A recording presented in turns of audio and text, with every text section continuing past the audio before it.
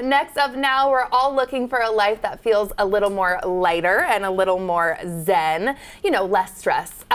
Cluttered, unorganized house can make you feel just the opposite. So that's where cue my first guest, professional organizer Kayleen Kelly is here to share her 4-step decluttering process. Welcome. Thank you. I'm excited to be here. Thank you for being here. So I always feel like decluttering is one of those things that I start and then I'm like, squirrel. Does that happen? Is that normal? Yes, totally common, and that's why it's really important to have a game plan when you go in to declutter and organize and following a method. That's how you can stay on track and actually see results. Ooh, okay. And you're going to show us a 4-step method for decluttering. You have collect, categorize, cut out, and contain that you're seeing all right there, 4 steps. And I feel like I always want to get right to step number 4, contain, because that means we get to have some really fun containers. But we're going to go through your method because you have lots of tips, starting with number 1, collect, right? Yes. So again, going in with a game plan.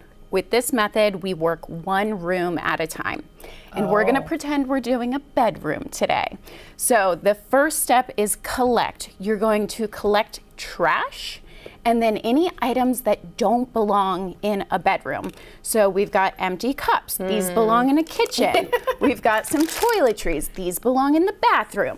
Paperwork, pens belong in the office. So this helps us clear out the space so we can actually focus on what belongs in a bedroom.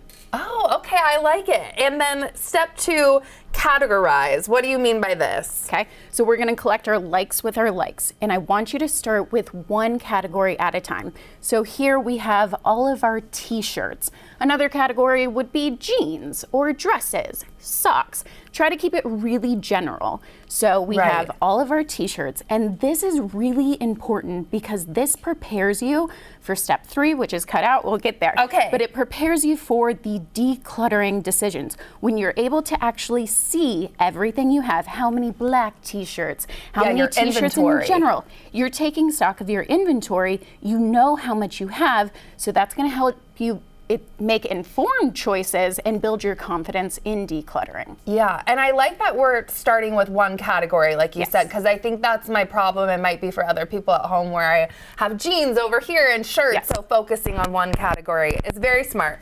Okay, next up, step 3, cut out. Yes. I imagine this is a hard step for a lot of people. It is, but there are techniques that can make it easier. So when it comes to decluttering, you're going to do step 3, cut out. This is where you're going to make a decision on each item. It's either a yes, you keep it, or no, it goes. Try to make a decision within 3 seconds. If you hesitate, it's an automatic keep. See, and I would think that that would be the opposite. If you hesitate, then you have to, but I like that then you get to keep it. Yes, it allows you to make quick, confident decisions, and it removes any punishment for indecision. A lot of people are scared to declutter because they don't trust their judgment. They go in and they're, should I keep it, should I not? Trying to make a decision, my 3-second rule, trying to make a decision within 3 seconds from your gut, it gets you out of your head so you can make just quick decisions, but there's no punishment if you can't decide. So this keeps you building that momentum and seeing results. And what if it doesn't fit, but it could? So we want to build a wardrobe that fits us where we are in our current season. However, if you have clothing that doesn't fit right now, but it may fit in the future, realistically, I call that a goal wardrobe. And we want to set a boundary and limit that goal wardrobe to about 10% of your closet.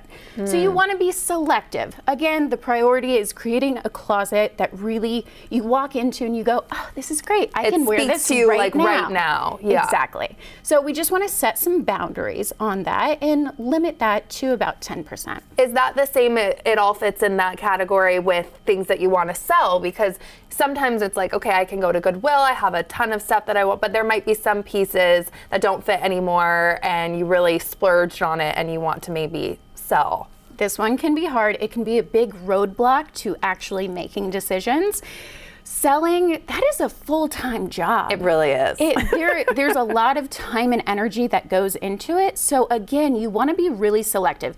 If you think you can realistically turn a profit, a higher profit, then maybe it's worth your time and energy. But I want you to lean into donating as much as possible, because the quicker we can get it out, the quicker we're going to see a result. And I want to talk to sentimental. We always, have these pieces as well that we keep and we don't wear for years and years and years, but it's sentimental. Yes, and this is another very common roadblock. We feel like we are sentimentally attached to a lot of our items. When you actually see what you have and take inventory, you realize not everything is special. Yeah. So again, we want to set a boundary.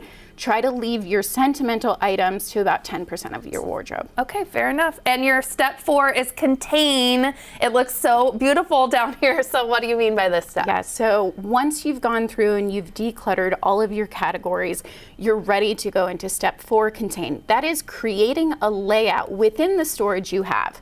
So depending on what you have, your t-shirts, they may go into a drawer.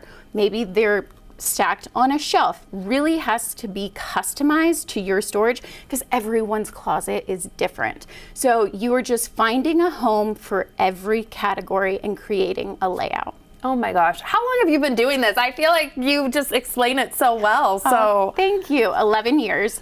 And I specialize in chronic clutter and ADHD. So really focusing on just functional systems, less focus on the aesthetics and making it beautiful, and just making sure that we have a system that is easy to maintain and matches our life. Yeah, and it's got to feel so fulfilling after you go in and help somebody. So I don't know if you have any stories like that you love. Oh, the before and afters. I bet. I get such a dopamine high. It's so exciting. But what keeps me going is going in and meeting someone when they're really at a low and they're overwhelmed and it's really hindered the functionality of their space, and to coach them through the decluttering process and see those results and see that transformation, not just physically, but mentally and emotionally. It's huge work. So if you have a game plan, follow a method, hang in there, and you'll see results. Thank you so much for being here. This was so great.